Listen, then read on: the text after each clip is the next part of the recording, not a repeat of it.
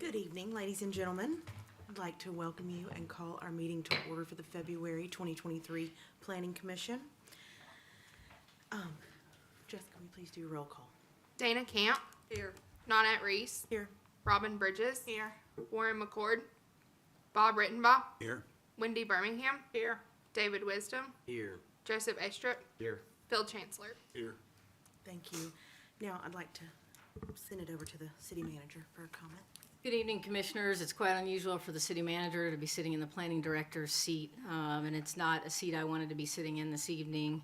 I'm joining you due to the unexpected death of our planning director, Steve Foote. He passed away Monday after a medical emergency.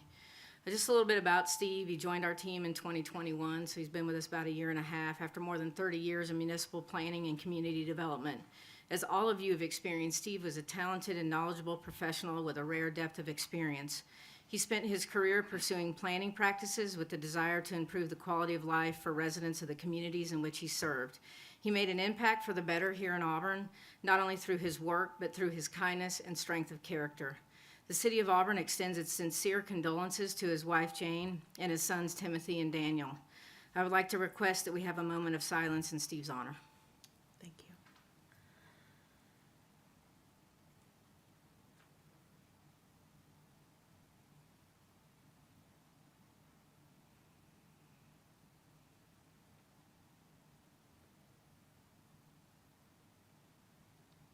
Thank you, everyone.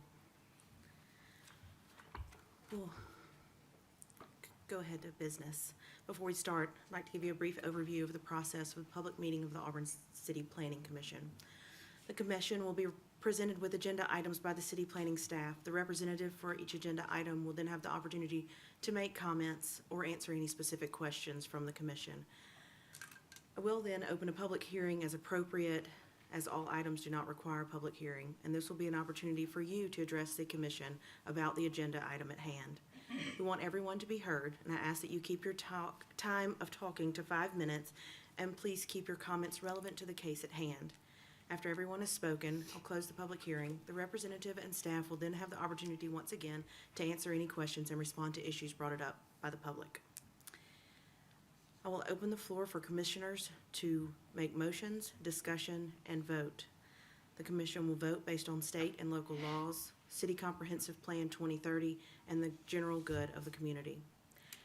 Having summarized the basics of the Planning Commission hearing and voting process, I would also like to summarize our role and responsibility related to the approval of subdivision plats. By Alabama statute, a municipal planning commission such as ours is the final approval body for subdivision plats. With regards to subdivision plats, the commission acts as an administrative body and is bound by the limitations contained in state laws, city zoning ordinance, subdivision regulations previously adopted by this commission. While public hearings are required on most plats, we welcome any and all public comments concerning these, but please understand that the commission's authority is strictly limited to confirm that the plat meets or exceeds specific requirements codified in laws and regulations previously described.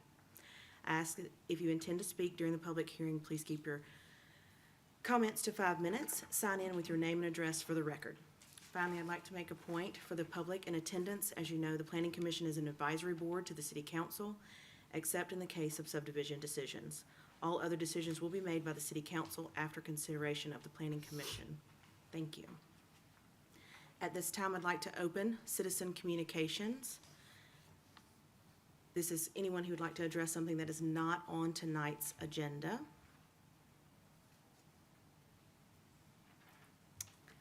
Seeing no one, I will close citizens' communications. We have a consent agenda.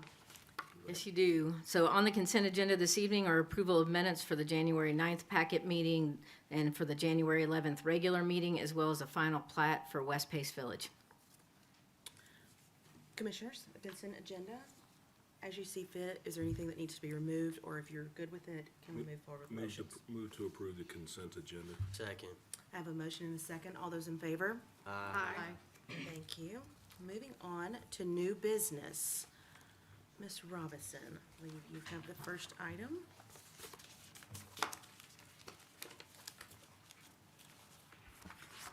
Good evening. This is a recommendation for the approval to City Council that amends the existing interlocal agreement with the Lee County Commission, formalizing the subdivision regulations. The staff report refers to the revisions being primarily semantical. The main change was the addition of a termination clause for Lee County. There was one in there for the city of Auburn to terminate the agreement if needed, and Lee County felt appropriate to include one as well. And that is really the only significant change. And of course, staff does recommend approval to City Council. If you have any questions, I'll be happy to help out. Okay, thank you. This item does not require a public hearing. So commissioners, if you have any discussion? I move to approve MS 2023-003. Second. All those I have a motion and a second. All those in favor? Aye. Thank you. Ms. Robinson. Oh, okay.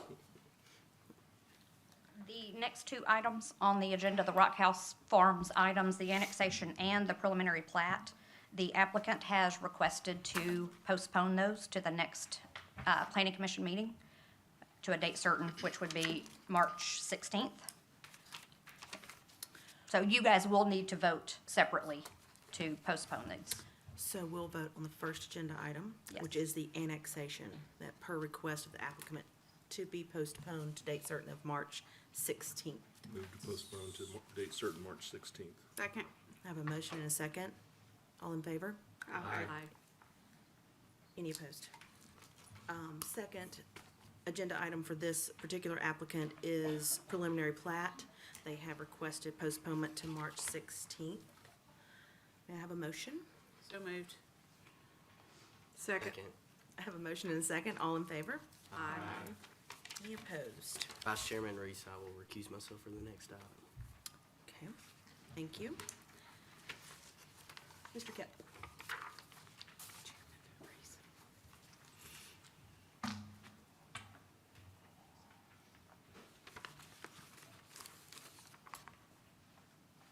Good evening, Commissioners. The request before you is for preliminary plat approval of a 15-lot conventional subdivision located at 801 Ogletree Road.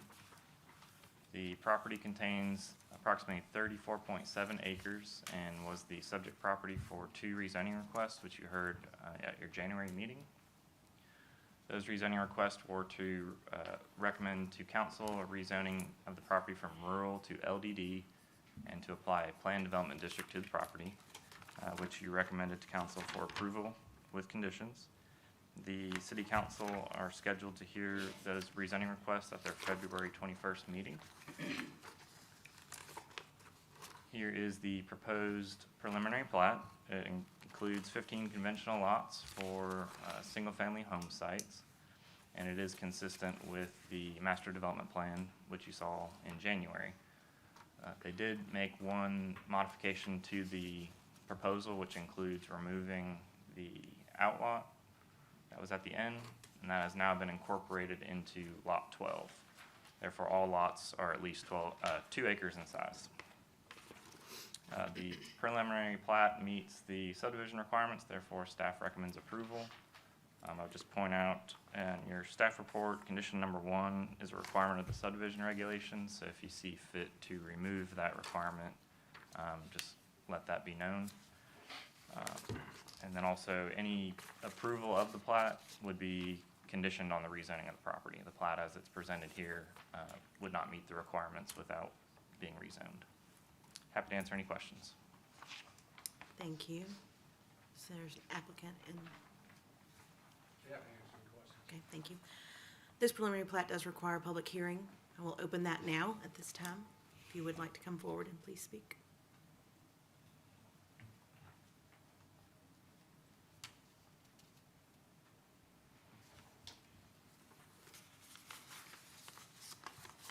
Good evening. May I have I'm your name and address? I'm sorry. Dennis Evans, 2031 Windway Road. Thank you. As I said, I'm Dennis Evans, and my wife and I reside at 2031 Windway Road. Our lot at the very back adjoins the Kent property in that far northwest corner, in that area of the parcel that is split by the creek. I have several concerns about the planned development and comments that I want to share. Given that the lot is in close proximity to the creek, we're concerned, my wife and I are concerned about flooding generally and storm damage in particular from the development. Because the development is upstream, our home is now, in no small part, sits in the floodplain. And we want assurances that our lot will not have adverse effects from the development of the Kent parcel. I would note here that our lot is next door to the now abandoned lot at 2041 Windway Road, which previously had a residence on it, and in 2000 was flooded and subsequently condemned and bulldozed down. My wife and I obviously don't want this to happen to our home.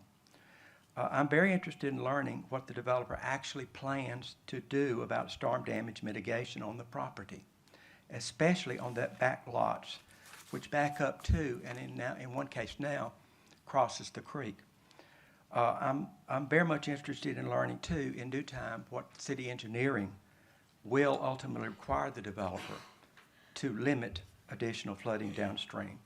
I'd note here that the preliminary plat, in my view, de-emphasizes what I call the gully, which is fully 7 feet deep at points and goes across the property. But the plat is noted, it is noted by an inconspicuous dotted line and dashes configuration. That gully will, of course, be a major hurdle for any driveways that cross it, not to mention, and construction, and not to mention the inaccessibility of homes in a severe storm situation. And my wife and I have been in a severe storm situation. We were without access to our house for 4 months, actually, back in 82, due to the bridge. Ironically, the master development plan clearly shows the gully in its full measure. The creek itself, of course, has its own challenge, as you well know. On the wetland habitat, especially on lot 12, as it is noted in the master development plan, as a sort of trough. If you have to study that, see it. But it's not noted at all in the preliminary plat. And I, and I'm sure others are concerned about that wetland and development around it. I just wanted to reiterate that concern as we're interested in the protection of that wildlife habitat. Having to do with the setbacks, now, it has been noted within this body that the property is under deed restrictions from covenants filed years ago and still in force. I recognize that this commission and the city does not enforce covenants, but the issue of restrictive covenants might well rear its head in litigation if they are not adhered to. You can see, in fact, the developer has acknowledged the covenants in the preliminary plat with that 150-foot building setback from the front of Ogletree on 3 lots. But none of the other lots address the issue of a front building setback or any other setback. So I would ask the developer to abide by the deed restrictions again, including all the setbacks, as they had earlier before this commission said they would in the January 12th meeting, said they would. They said they would abide by all the deed restrictions. On the subject of a pedestrian trail along the creek and wetland area on that south side of the creek, I question about how it would work, given that it's private property. I'm just kind of perplexed by it. Individuals will buy this property and pay a pretty penny part and learn that they must let anybody and his brother walk on the trails behind their house and have access to the street and their driveways, I suppose. And it's not clear to me where the trail would start or where it would end. I don't think it's a good place for a trail, and I would urge you as a commission to maybe waive that condition if you can. Finally, a minor concern relates to the name of the development. The development is apparently going to be called 801 Ogletree, which is odd, I think, given the fact that the development's entrance is on Kentwood. Sorry. Yeah, thank you very much. Thank you. Is there anyone else who would like to speak to this agenda item? Seeing no one, we'll close the public hearing. Thank you. Commissioners, discussion questions to the applicant?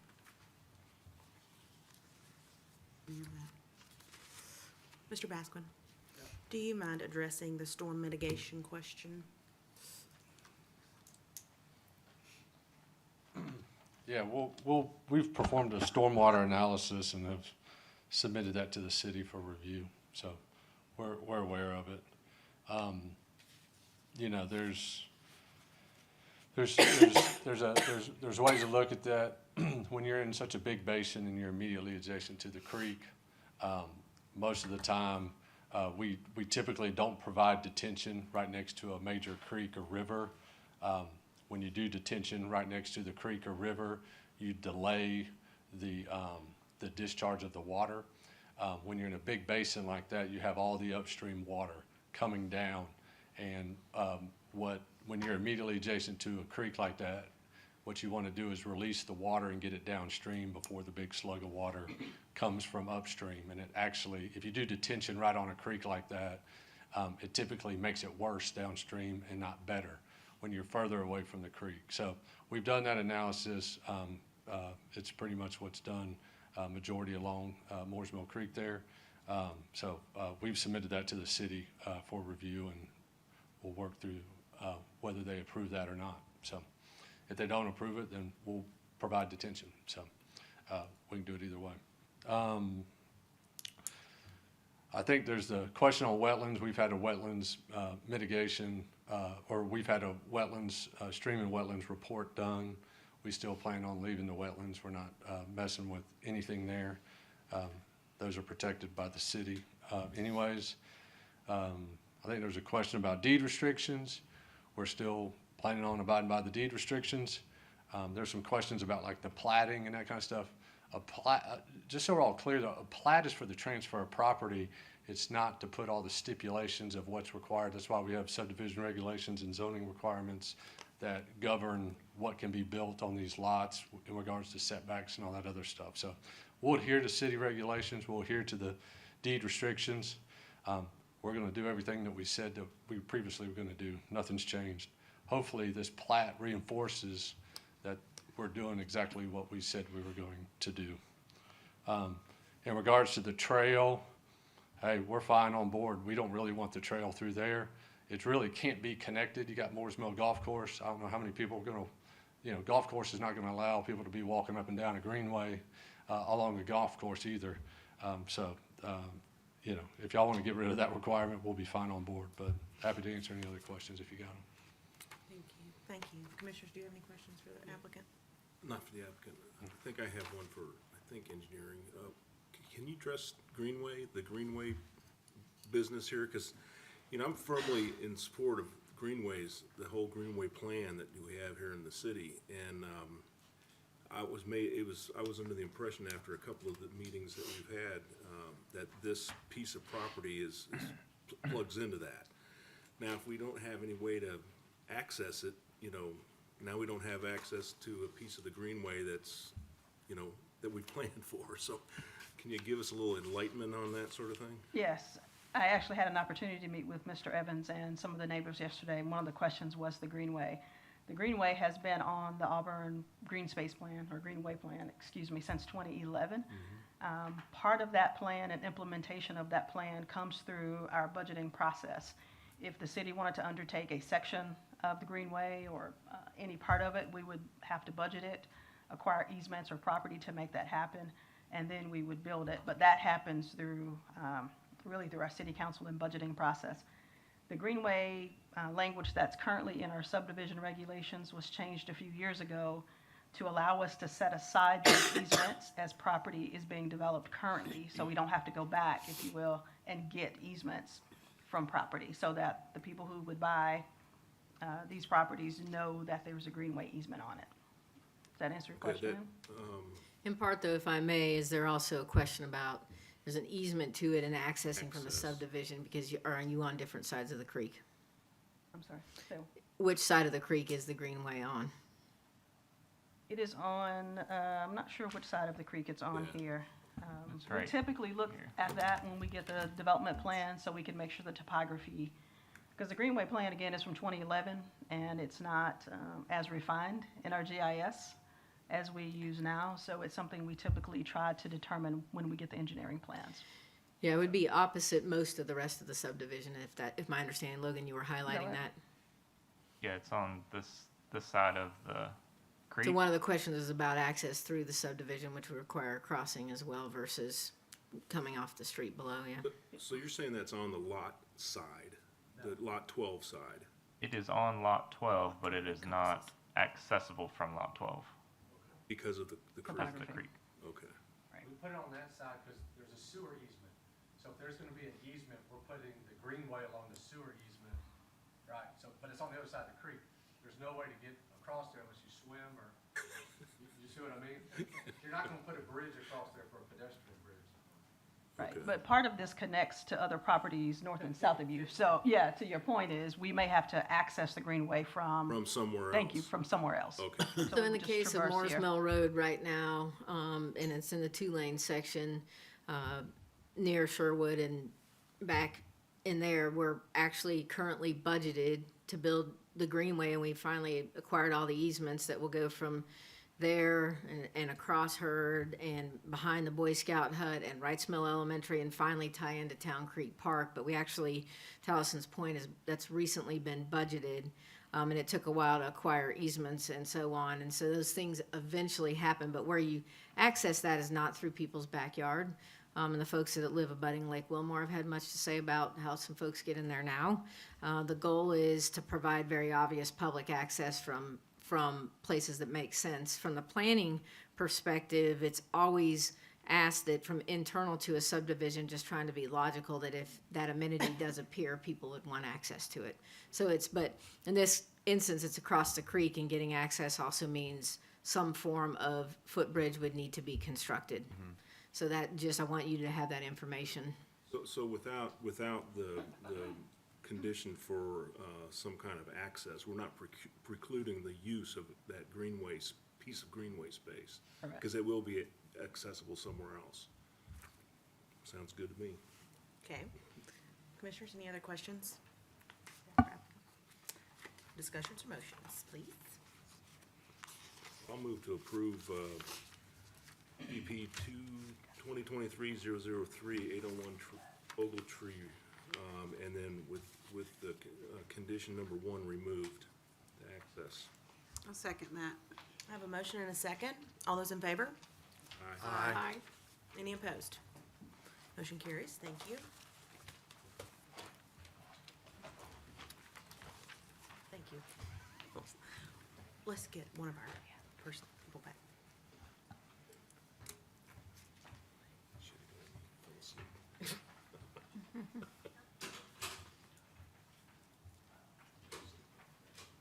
Wisdom recused himself. I was gonna say, come back, didn't you?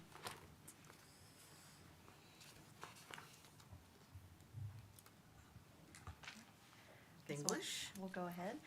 This request is for preliminary plat approval for, it's actually an 81 lot performance residential development. I apologize for that mistake. The property is located within the Woodward Oaks PDD. It's at the northern portion of the PDD at Farmville Road and what is currently shown as Miracle Road. And it comprises about 21 acres of the total PDD.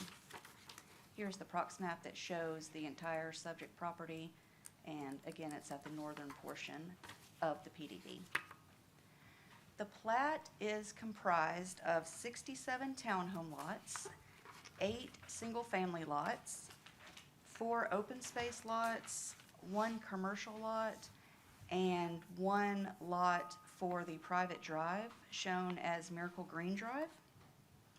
The request also includes a waiver to allow Miracle Green Drive, which is shown as a private drive, to constitute mandatory street frontage for the subdivision or for the townhome lots facing the east. These here are facing the amenity site. The townhomes on the western side of the property facing James Burt are not subject to the waiver request as they abut James Burt Parkway, which is a public right-of-way. And staff does recommend approval of the subdivision, and if the commission finds that the waiver meets the minimum requirements set forth in the subdivision regulations, we recommend approval of that as well. Okay, thank you. Thank you. Applicant or representative here?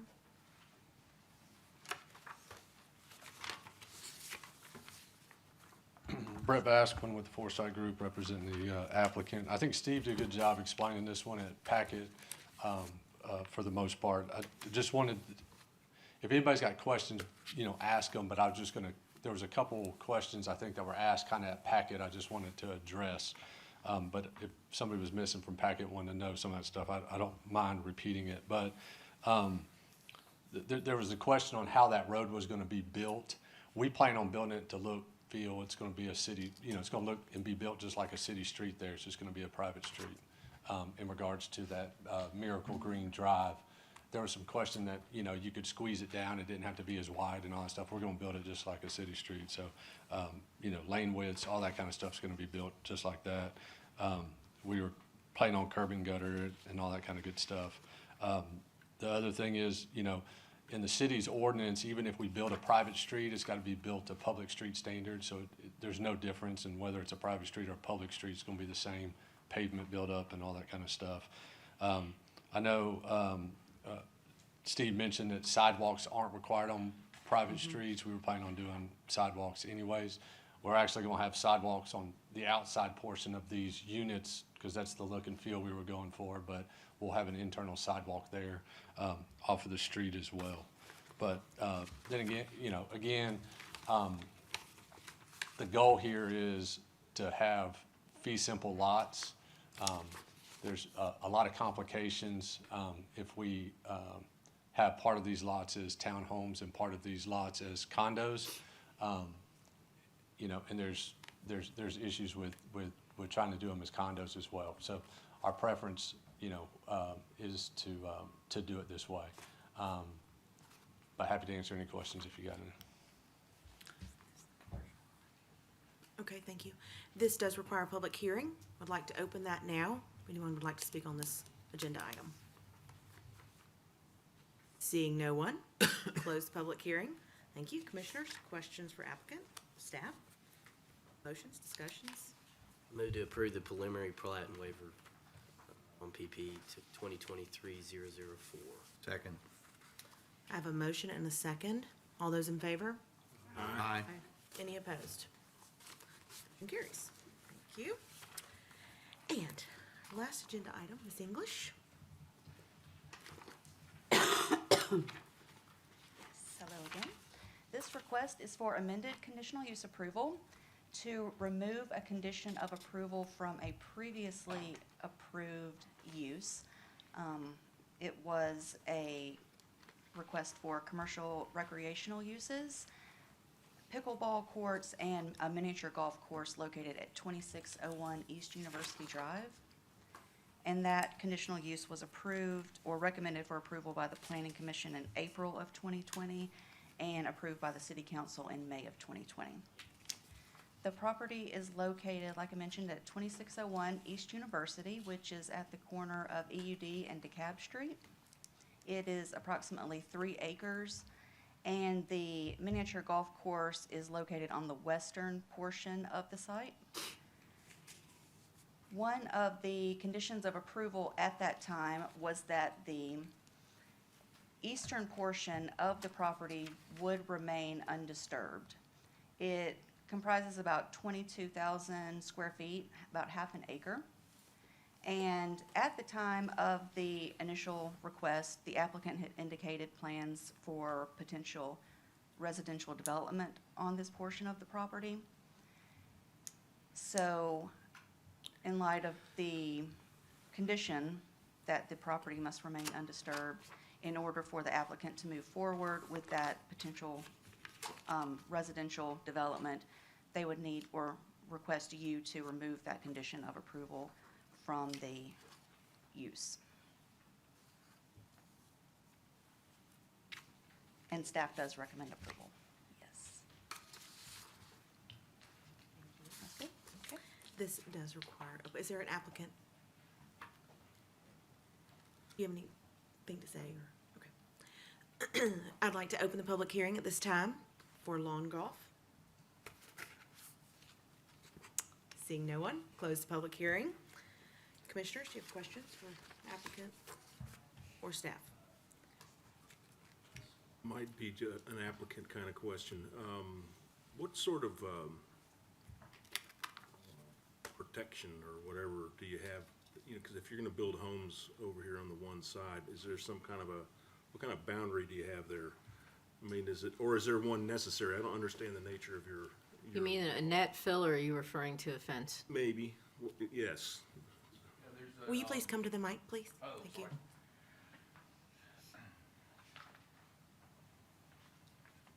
Yeah, we're planning to do some garden homes there. Right.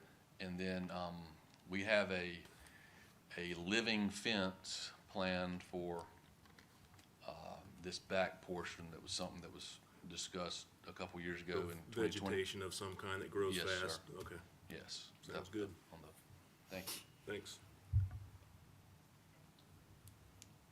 Was residential originally a part of this development?